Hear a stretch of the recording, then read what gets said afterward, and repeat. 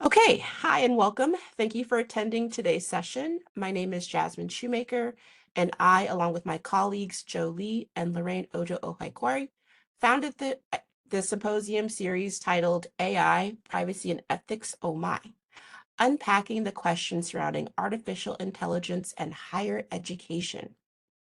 This symposium's inspiration comes from the ever-changing landscape of AI and the need to know information for students regarding higher education.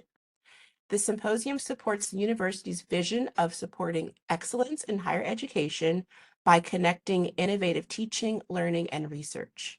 We were intentional with the selection of our speakers, remaining mindful to include librarians, teaching faculty, and students from diverse backgrounds. Our series would not be possible without the contributions of the following centers, departments, and organizations: the Library Freedom Project, UMBC's Center for Social Science Scholarship, the Department of Information Systems, and the Department of Computer Science and Electrical Engineering. Today we welcome Rachael Kang, our final speaker of the series.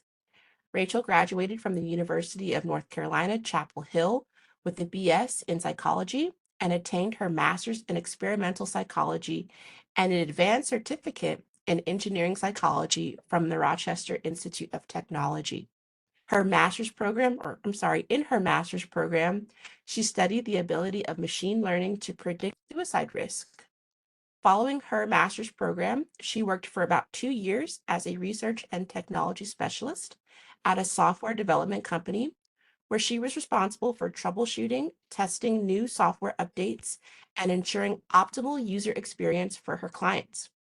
Currently, she is a second-year human-centered computing PhD student at UMBC, studying health informatics. One of her areas of research pertains to ways we can introduce health literacy among patients and if we can utilize tools such as large language models to aid in that endeavor. Rachel's presentation today is titled ChatGPT and AI in Research, Education, and the Classroom. And with that, I'll turn it over to our speaker. Thanks, Jasmine. Sorry about that. I needed to fix a typo in one of my slides. So I guess just to jump right into it then, Jasmine already gave a brief introduction of my talk, but I will kind of lay out the roadmap here. So I'm going to start with a brief history of my introduction into this line of research, talking about my master's thesis, where I studied the utility of machine learning in predicting suicide risk, moving into how that has influenced my research in using large language models such as ChatGPT in increasing patient health literacy. And then I will move into how I've addressed ChatGPT in the classroom through my TA position in the IS 303 Introduction to Interactive Design class.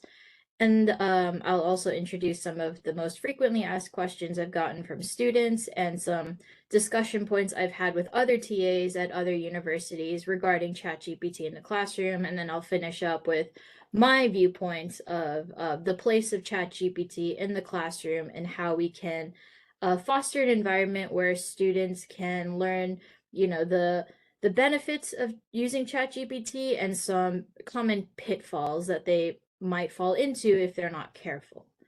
So just moving on. Yeah, so I have a BS in psychology from UNC Chapel Hill, master's in experimental psychology from the Rochester Institute of Technology. I was a research and tech specialist at the 3C Institute. Right now, I am a second-year PhD student, as well as a TA. This is my third semester TAing for IS 303. And I am also a design strategist at the Johns Hopkins University Applied Physics Laboratory, where I help conduct workshops for design thinking and interactive design projects. So where I got started, other talks in this symposium have already gone into a lot of detail about how machine learning and AI work and the mechanisms behind different engines and algorithms. So I'm just going to give a very basic and watered down explanation of how machine learning works. So to start, machine learning is a subset of artificial intelligence that teaches a computer how to perform a task without having to explicitly program that computer for each task. And this is done by developing algorithms that learn the hidden patterns of data sets to make predictions or classifications on new similar types of data, hence machine learning. Prediction and classification are the fundamental outputs of an algorithm usually. As more data is fed into the algorithm or the engine, the more it learns and improves the accuracy of its prediction or classification. So this is very similar to how organic life, you, me, humans, learn. You know, you take in more information, you understand it, and then you apply it, hence like artificial intelligence and the machine learning aspect. So we encounter machine learning and by proxy AI in our everyday lives because of how versatile it is. It can be used in a lot of different ways. For example, video recommendations on YouTube or TikTok, shopping recommendations on Amazon. These all rely on proprietary algorithms that make predictions on your preferences based on data those companies collect while you use their sites and other places like your Google search. Some machines make classification decisions. For example, is there a car coming at me down this road? Is there a tree on the side of the road? And this is referring to autonomous vehicles.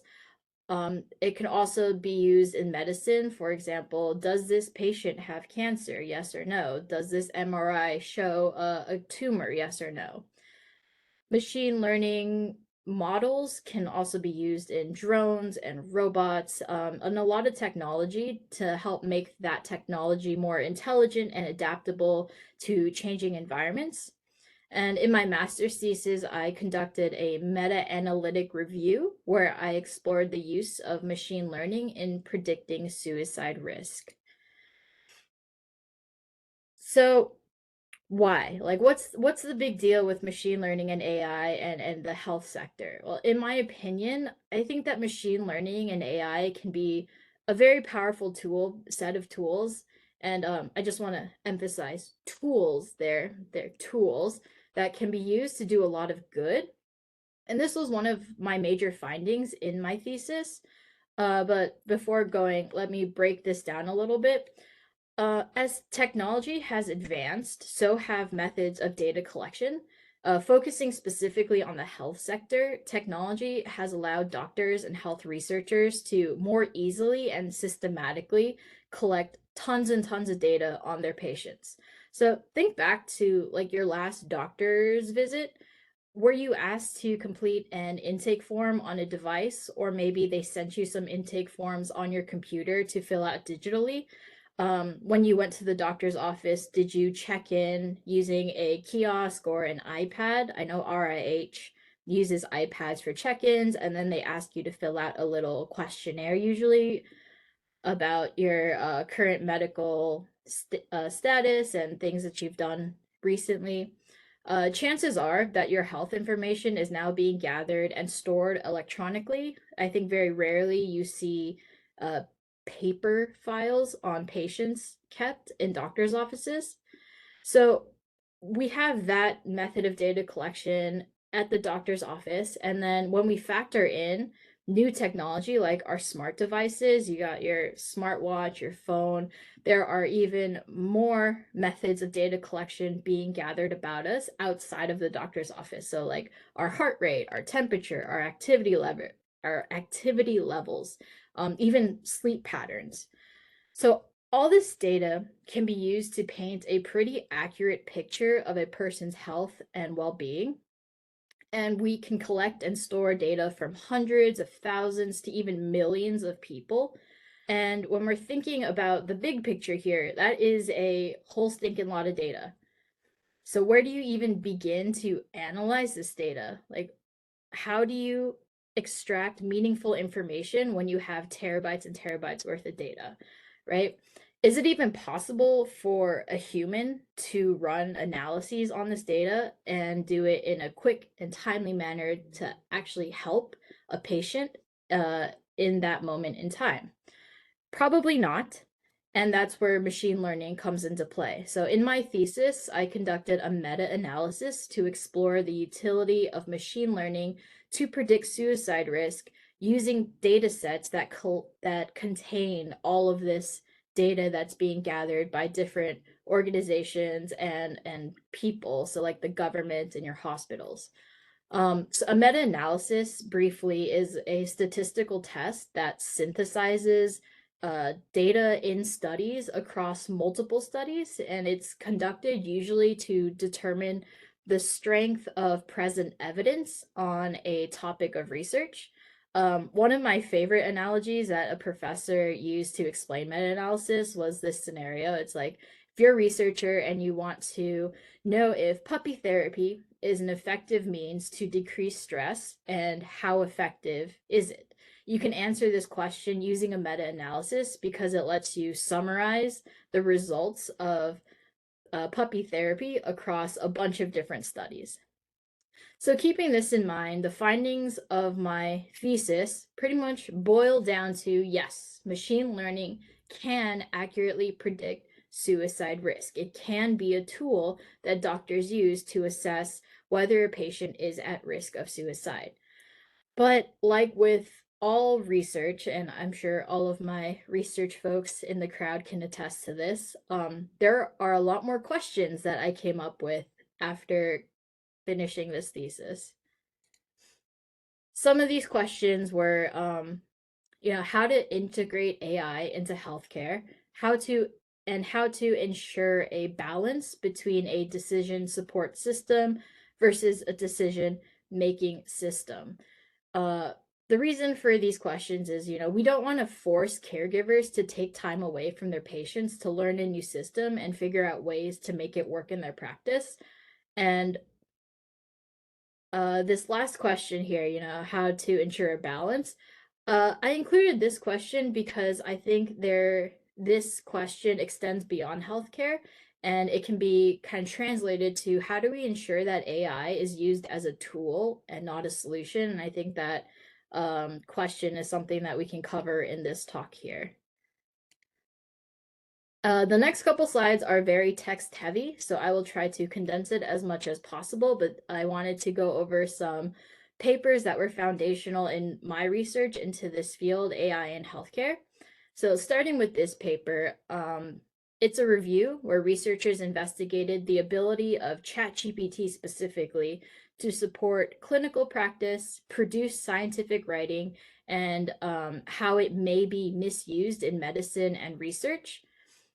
The authors start by explaining the positive points of ChatGPT, such as, summarizing and communicating information, providing hints for using code, providing information in a readable manner to improve health literacy and education, and disseminating research. It's very easy now for someone to go into ChatGPT, ask it, what's the state of the research on this particular topic, or is this particular topic helpful to me?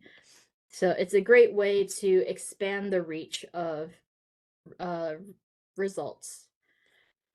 But the authors of this paper do follow up with some tasks that ChatGPT are not very good at executing by the nature and purpose of the model. So, for example, ChatGPT is not good at drawing causal relationships between patient health records, PHR, and diagnoses. It's not good at drawing references from data to generate new information, and it's not good at conducting statistical analyses. And one reason for these 3 points that encompass these 3 points is that machines don't actually have the capability to conduct critical thinking analysis. They can help support a human in doing this, but the machine themselves can't reason to the same caliber as humans can. And this also applies to statistical analyses. Interestingly enough, I would think that statistical analyses is almost like an art form because researchers can approach a data set, the same data set, in a bunch of different ways with different questions. And depending on the statistical test they use, they're going to find different things. And it's up to the researcher to interpret those findings and write it to their public, telling them this is what you should take away from this data. Interestingly, the authors do mention that plagiarism and fake findings are some potential misuses of ChatGPT, and I think these 2 points um, spread across basically all the literature that I've read on this topic. We'll talk more about plagiarism later as it pertains a lot to education and ChatGPT in the classroom, but I want to address the fake findings portion. So when it comes to machine learning, there's this notion called garbage in, garbage out. And what this means is that the ability and utility of a machine is only as good as the data used to train the machine. So if garbage data with lots of misinformation or missing points is used to train the machine's going to regurgitate that misinformation because an algorithm, a machine can't discern accurate from inaccurate data. So, theoretically speaking, as I don't know if anyone has tried this or been successful at it, but if you use ChatGPT to say, look up a definition of human centered computing, and you continuously tell the engine that their definition is wrong and that the real definition is something else, eventually that machine will take the data that you're providing and adjust their definition of human centered computing to incorporate the responses that you're giving. And again, I'm speaking in the theoretical here because I've never actually done this, but the risk is still there because of the garbage in, garbage out principle. And this leads to a proliferation of fake findings if someone or a large group of people continuously tell the engine that something that the engine has produced is wrong or inaccurate. In this study, researchers conducted an exploratory survey across educators, healthcare professionals, and researchers, where they wanted to explore the use of ChatGPT in various contexts. Um, there were 420 responses, and the researchers analyzed those responses and came up with a list of pros and cons for the different sectors where ChatGPT can be utilized. I'm pulling specifically from the healthcare sector here. So, pros: ChatGPT can improve communication between the patient and the doctor. If a patient has a question because they don't understand a term or some kind of point of discussion they had with their doctor, they could use ChatGPT to help increase their information, what they know about a topic, so that they can have a more in-depth conversation with their doctor. ChatGPT and AI can be used to centralize and organize patient health records to improve diagnoses and decision making.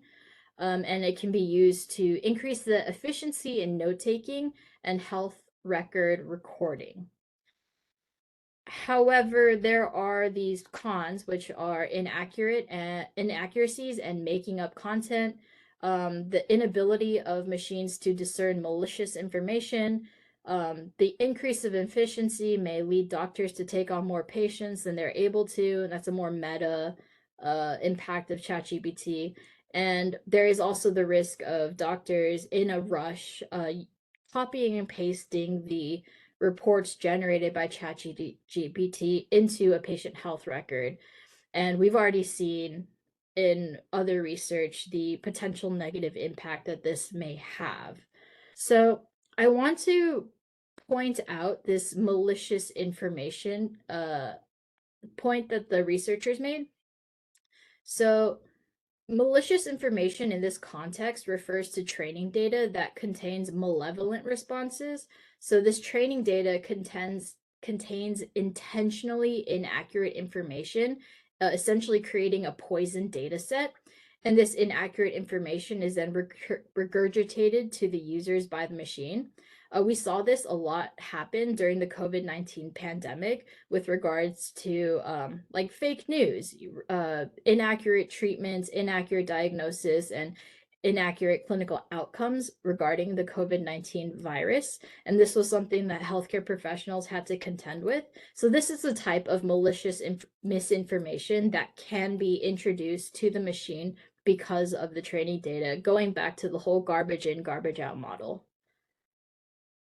And this is the last paper and text dense slide I have here. This paper is a systematic review about the utility of ChatGPT in healthcare education, research, and practice. This is a systematic review, and a systematic review is very similar to meta-analyses in that they aggregate findings across multiple different studies. The major difference is that systematic reviews don't have a statistical analysis component generally. In a very broad and general sense, a systematic review is like a giant lit review that follows the same data extraction and synthesis process as a meta-analytic review. So the findings I listed here are very long, and I won't go through them point by point. I just want to highlight some takeaways to how um, that that are relevant to how students and the classroom may be affected by ChatGPT. So firstly, looking at the benefits, the most frequently cited benefit of ChatGPT was improving the quality of scientific writing. And I want to point this out because it's relevant to how students seem to be using ChatGPT right now. I have a lot of students and a lot of peers who have been using ChatGPT to grammar check their essays. They'll input an excerpt from their assignment and say to ChatGPT, make this sound more professional, and then the engine will basically reword their work to make it sound more professional or scientific. And then moving down to the concerns of ChatGPT, these concerns seem to center around like ethical issues such as biases, plagiarism, data privacy, and security. And the next most cited concern, like in the previous two articles, was the risk of inaccurate or incorrect information. This paper specifically calls them hallucinations, which are biases based on the data set used in ChatGPT training, which results in limited capabilities and could result in factual inaccuracies that appear scientifically plausible. And that's why this particular phenomenon, hallucinations, is rather scary because it it feels like it should be a real fact, but it's not. It's actually misinformation. This is also talked about when the authors bring up the risk of infodemics. So an infodemic is basically a mass proliferation of misinformation that's spread by the engine. I know that that is a lot of information to digest that I just kind of breezed right through, but I felt like these papers really lay the groundwork for the potential benefits and the potential misuses of ChatGPT in healthcare and also in education, while also highlighting the work currently being done in healthcare and how to integrate AI and ChatGPT into practice. So keeping the benefits and potential misuses in mind, I'm going to move into the use of ChatGPT in the classroom and education. I want to start with some frequently asked questions that I've gotten from students, as well as conversations that I've had with TAs at other universities. So I think to start out, it would be erroneous to say that ChatGPT has no place in the classroom. I think that's just categorically untrue. Like all technology, ChatGPT is probably going to get better and better and will eventually find its way into our everyday lives. Maybe it won't be called ChatGPT, and maybe you won't be going to chatgpt.com. But we can probably make the assumption that large language models like ChatGPT will work its way into things like AI chatbots and other automatic interaction systems, like when you call an insurance company and they put you on the phone with a robot that tries to take you through different things based on your responses. So in terms of AI and machine learning in general, there are a lot of AI and machine learning based support systems that are used in a lot of different places. In healthcare, you see it used by doctors to help them make decisions for their patients. Uh, for example, a machine learning algorithm might help a doctor analyze MRI images or help a doctor assess a patient's risk for diseases such as sepsis or maybe even suicide risk.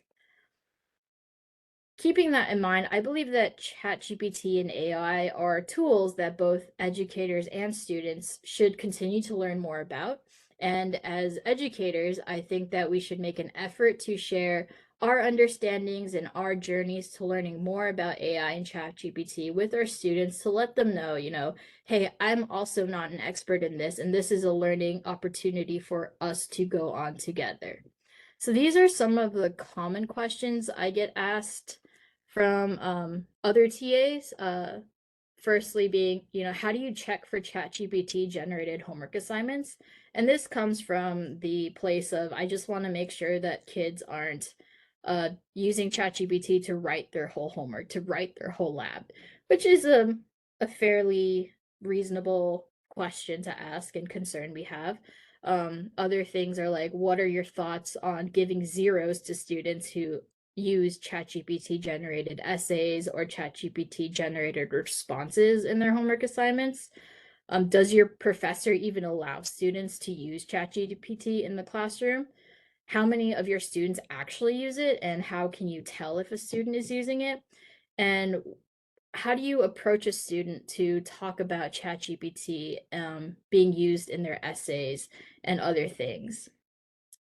So these are just some conversations I've had with TAs, and then conversations and questions that I usually get from students and peers in different classes. Why is ChatGPT considered plagiarism? I think that is a very valid question. And even though, we might have a very simple academic response to that, I think this question warrants a deeper conversation. Can I use ChatGPT for spell check and making my essays sound better? I think that's also a very valid question that warrants a deeper discussion. What's so bad about using ChatGPT? No one in the real world is going to care if I use ChatGPT to look something up.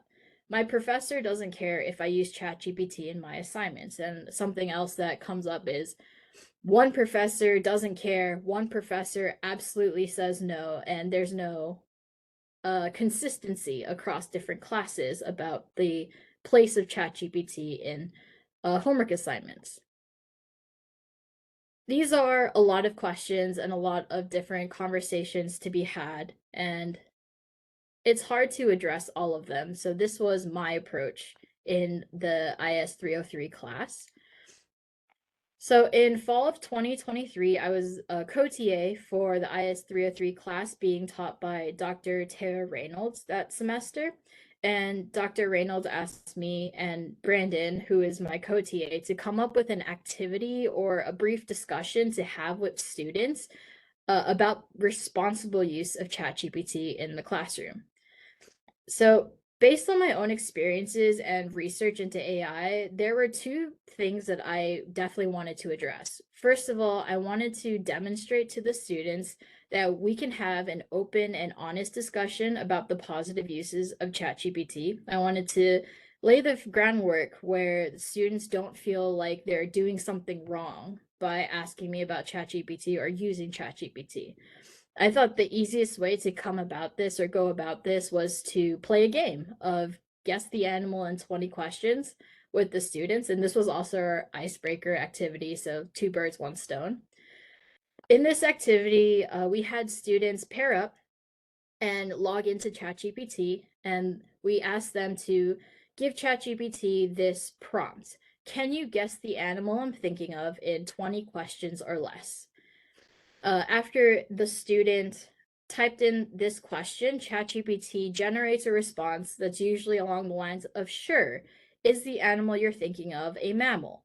And the student would then ask their partner this question. The partner would give a response, yes, it is a mammal. No, it's not a mammal.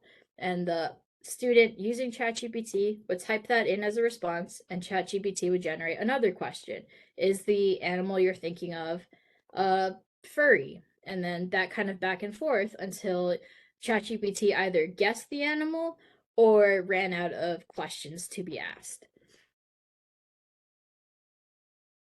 The students really seemed to enjoy this activity based on like their conversations with each other and the general vibe of the class. There was a lot of laughing, a lot of talking, and people were playing like several rounds of this game before time was up. So I think it was a great introduction into just a fun use of ChatGPT. And then afterwards, we came together as a class to discuss the activity. And this is where I address the second point that I wanted to impart, which is ChatGPT is prone to error. Like it is error prone. And we went about this by going around the class and asking if ChatGPT guessed the animal correctly. And I would estimate that across all the classes, there was a 50-ish% accuracy rating, with the most accurate responses being for generic animals like cat, dog, bird, fish, and the least accurate guesses were for more specific animals like platypus or groundhog. But what I wanted to focus on here weren't the instances where, ChatGPT got it right or wrong, but more so the instances where two students had the same animal in mind and ChatGPT only got one of the animals correct. So, generally speaking, ChatGPT should have been able to get both animals correct if the same responses were being given, like is it a mammal? Yes, yes. Is it furry? Yes, yes. Things like that. So you would think that ChatGPT could guess both animals being thought of by two separate students, but this wasn't the case. And the natural response to this is, of course, something like, well, it's a game. Of course, ChatGPT isn't going to be 100% accurate all the time. And while that's true, we followed up this activity with another demonstration of how ChatGPT, if asked the same prompt by different people, could still generate different responses. So, in the follow up discussion, we had students compare the definition of interactive design given by ChatGPT from different students' prompts. So, we had all the students ask ChatGPT, can you define what interactive design is? And then we went around the class and we asked, okay, who got the same response as I did? Because I also asked ChatGPT the question. And unsurprisingly, not everyone raised their hand because not everyone got the same response from ChatGPT. I would say that less than half the class almost got the same response. And then after that, we asked the search engine, can you cite sources for the definition you just provided? And the same thing, we asked the class, okay, who got this source? Who got this source? Who got this source? And we had even fewer students raise their hands with matching sources. And then after that, we had the students look up the sources that were generated by ChatGPT to determine if those were real sources or not. And we did have a couple students find out that some of the sources that ChatGPT cited either didn't exist or weren't able to be looked up because ChatGPT cited like a whole textbook without providing any indexes or page numbers for where they got that information. And interestingly, only I think two students got citations for the textbook we were using in the class. So, of all the sources given, only two responses from ChatGPT included the class textbook as a citation for the definition of ChatGPT. And I'm not sure what the students' internal thoughts about this were. Maybe they were surprised, maybe they weren't surprised. But this is where we started the conversation of, ChatGPT is really great at giving definitions and really good at giving cursory information about something, but you have to be careful about trusting it word for word, just blindly accepting the response that ChatGPT gives. See, ChatGPT can be great fun to play with and look up these definitions, but even just like a little peek beneath the surface, like we didn't do a deep dive into all the points listed. We just very quickly, can you cite this information? Just doing that extra prompt we saw that there were very obvious holes in knowledge that the engine couldn't fill. And I think in next iterations of this activity, if I get to do this again, I'm going to include a short clip from this YouTube video that I watched pertaining to this situation that happened, I think in 2022, where a lawyer or two lawyers used ChatGPT to help them write a legal uh what's it called? Brief. Legal Legal brief. filing, a brief. Yes. It's they were trying to prepare a filing for an injury suit, and they asked ChatGPT to find court cases to support their suit while also asking ChatGPT to write small portions of their filing. And then when the lawyer sent that filing to the opposing counsel, it was found that a lot of the court cases listed didn't actually exist, and ChatGPT had actually made up those court cases to support the suit. And the offending lawyers claimed that they believed ChatGPT was a search engine that could make it easier to look up court cases, and that they had been misinformed about the actual purpose of ChatGPT. Whether or not I believe that, I am not sure. That's what the lawyers claimed, and that's what the lawyers said when the judge grilled them in front of everyone about why they were using fake court cases. And I really encourage you to read up on this case. I find it fascinating. I found it fascinating. I've talked to my lawyer friends about it a lot, and their general consensus was that was not a smart move.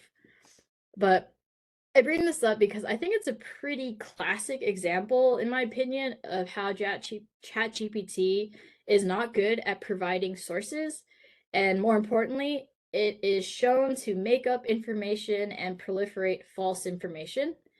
And the reason why I want to include this in like the next iteration of this activity is because it demonstrates like a real life potential impact misusing ChatGPT can have on someone's career.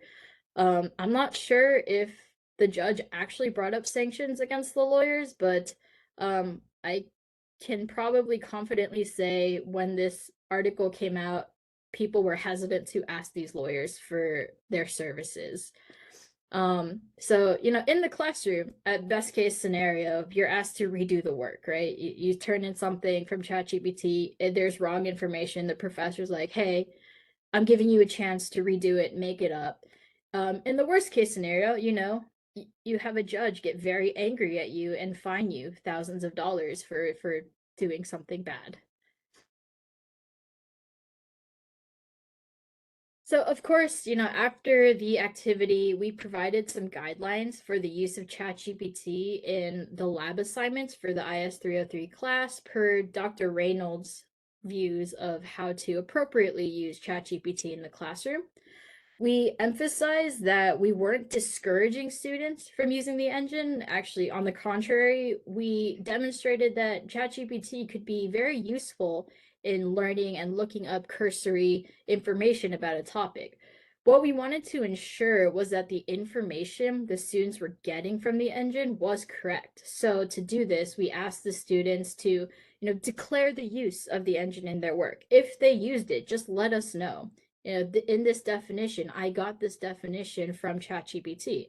And then if they did use it, we asked them to include the response given from ChatGPT so that we can see the response and see if ChatGPT had provided misinformation. And that's where the student was getting that misinformation from. It made grading a little bit more work on our end because we had to do that vetting process, but I think having this declaration ensured that students firstly didn't have to hide the fact that they were using the engine to help them. I think it's more dangerous in a way to make students feel like they have to hide this, like they feel like that they're cheating or something or doing something wrong by using the engine. So we wanted to make sure that that didn't happen.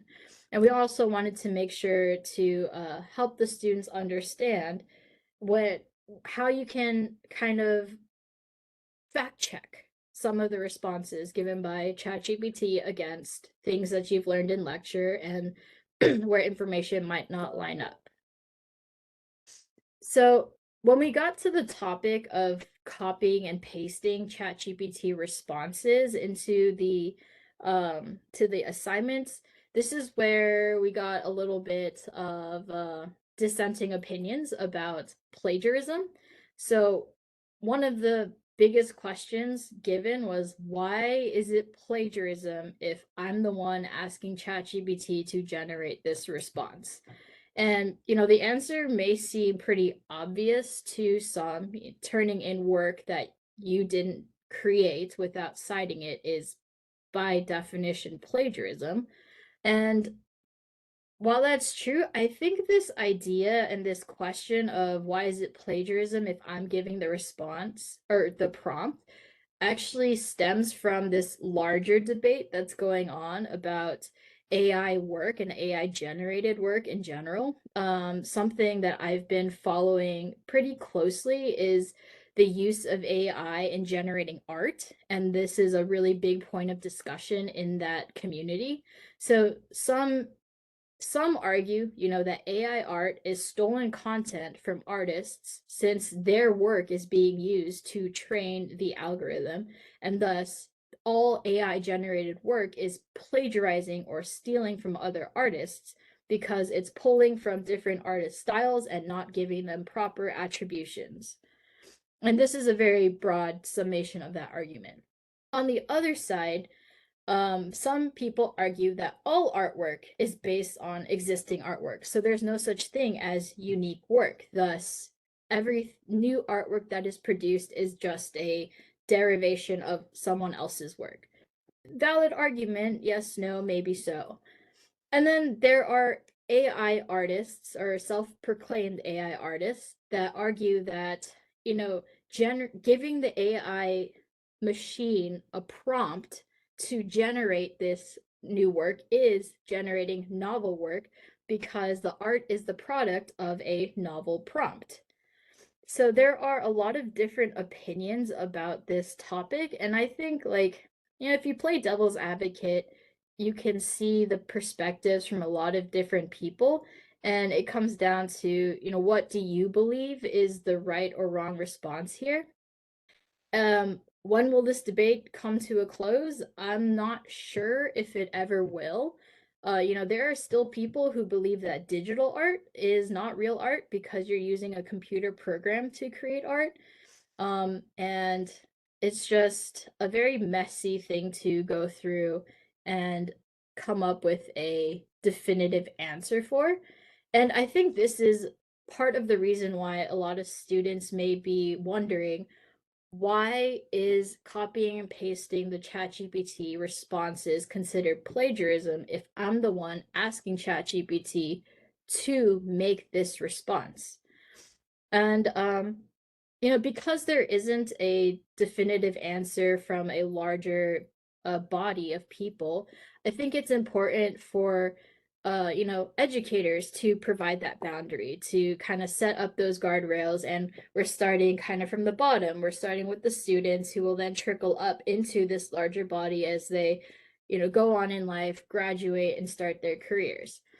So with that in mind, I think to approach the idea of plagiarism and ChatGPT should be nuanced, especially considering that not everyone considers ChatGPT plagiarism in the same way. It depends is an answer that I hate to hear, but it is applicable, I think, in this situation. But, students should be given an environment where they feel safe exploring and experimenting with different things. And you know educators are kind of in charge or responsible for providing those guardrails and those expectations to help guide the students, like gently guide the students towards responsible use of ChatGPT or any tool really in their careers. you know you don't want to see your student one day show up in an article about how they you know use ChatGPT to write a novel, and then it turns out that half the novel is fake because the ChatGPT gave wrong sources. So to end here, I just wanted to share my opinions of ChatGPT in the classroom and how I personally approach the topic with students and other TAs. So firstly, I think it's important to state at the beginning of the class what the expectations are from the students regarding the use of ChatGPT. This can be as strict as I don't want you to use it to as loose as I don't care if you use it. Um, Truthfully, I think a more middle ground approach is appropriate, like the one Dr. Reynolds had, where it's okay to use it, just let us know that you're using it. And this is to kind of develop a healthy relationship for students with ChatGPT. I've heard from some students where a professor isn't clear about their expected uses of ChatGPT, and it leads to a lot of confusion and discontent. I most recently heard a story from a friend where they spent hours and hours and hours on a final project because they really wanted to blow it out of the water, get a good grade, and impress the professor.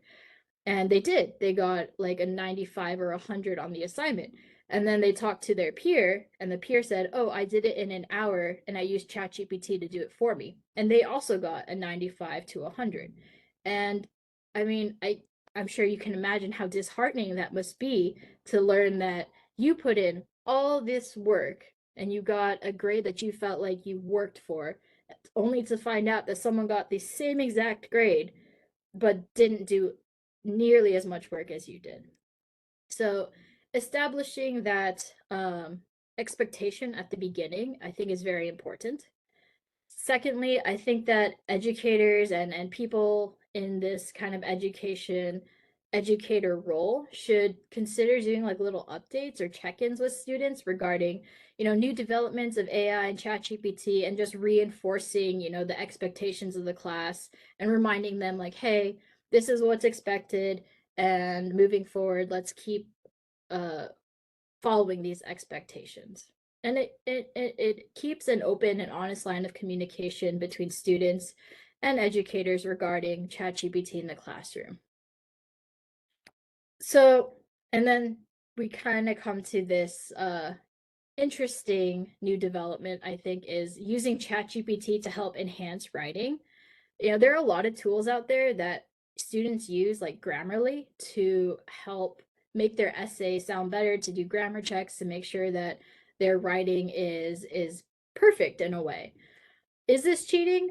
I don't think so, because a student is inputting what they've written into the engine and being like, "Can you reword what I wrote to make it sound more professional?" Um, I think that this can be a really great use of the tool. And in the works that I talked about earlier with the papers, one of the points was that ChatGPT could be used to make your writing sound more scientific, to make it sound more professional, to be, published in a scientific journal. And while I think it's great that students are using the engine to make their work sound more professional, I think that there are some downsides to doing this. And actually, this semester, my professor, Scott Whittier, who is in this call right now, talked about how assignments that use ChatGPT to kind of make the assignment sound more professional, lacked the personality of the student. It lacked soul. And essentially what the students were doing was that they were worried that their assignments or their essays were not to the caliber of professionalism or whatever. So they used ChatGPT to reword it to make it sound better. But then the resulting work from that was very clinical writing that was kind of sterile in a way, and it lost the voice and personality of the student.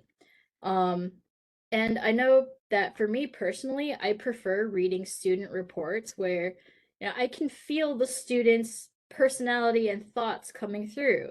My favorite labs to read are ones where the students start their response with, I'm not sure if this is right, but this is what I get from it. Or if they include quippy lines like, this website is a hot mess, or whoever made this website should be fired. Like, are these lines that you want to include in a formal essay or maybe a journal publication? I don't know, maybe not. But that doesn't mean that there isn't a place for quippy one liners and fun insights. And I think that there is a way you can masterfully craft those things into a professional essay to enhance that essay. So it's like finding this balance between professionalism and personality, and ChatGPT takes away the opportunity for students to learn how to find that balance. So I think to point number 5, remind students that at the end of the day, an over reliance on ChatGPT is just going to hurt them and their ability to think critically, adapt, and express themselves through their work. Um, I think when you say work, people think of a very kind of dry report or some kind of analysis that they're turning into their bosses. But I don't know, as a boss, I think I would much more prefer to read something that isn't a 400-page research article. I'd rather read a report given to me by a employee that I know well, and I talk to them, and I know their personality. So to wrap up this very long talk, at the end of the day, students are incredibly versatile. They're very, very bright, and it's really fun to work with them. I think all educators are in this field because they enjoy teaching and they enjoy interacting with students. But it's also important to remember they are incredibly busy people. They have schoolwork, they have work, they have lives, and it can be hard to juggle all of that. And ChatGPT could be a tool to help them navigate the mountains of schoolwork that they have, in order to achieve that kind of work-life balance.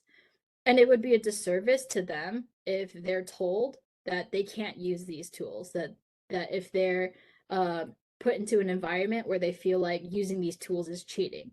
So it's important to foster an environment where they can learn how to use the tool in a safe space. College is supposed to be a learning experience. This is where people are learning before they go on to the real world. But it's also important for them to know that if they overly rely on these tools, it's just going to be a disservice to them in their growth, in their future career opportunities, and just in life. So, like most things in life, there's a balance, and school, the classroom is where students should learn to achieve that balance. So thank you very much. That's the end of my talk. If you have questions, you can feel free to email me at rkang3@umbc.edu. Thank you so much, Rachel. I learned quite a bit of information from your talk. And thank you so much for sharing your research with us, your topic. Everything was just chef's kiss. We do have a question in the chat from Mohan. They wondered if, when you were referring to ChatGPT, if you meant all AI like Bard, etc. Um, I think large language models in general, the studies that I cited specifically referenced or used ChatGPT. So that's why I used that specific engine throughout the talk. Great. Are there any other questions for Rachel?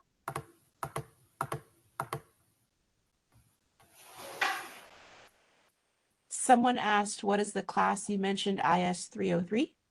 Undergraduate class, Introduction to Interactive Design. Great. And Maria asks, what is your opinion about illicit? I am not familiar with illicit, so I don't think I can provide an opinion on that. That's fair. That's fair, yeah. Are there any other questions? We've got about a minute left before our talk ends. Oh, I think, Yasir, did you have your hand raised? Possibly. Don't know if you had your hand up I didn't see it.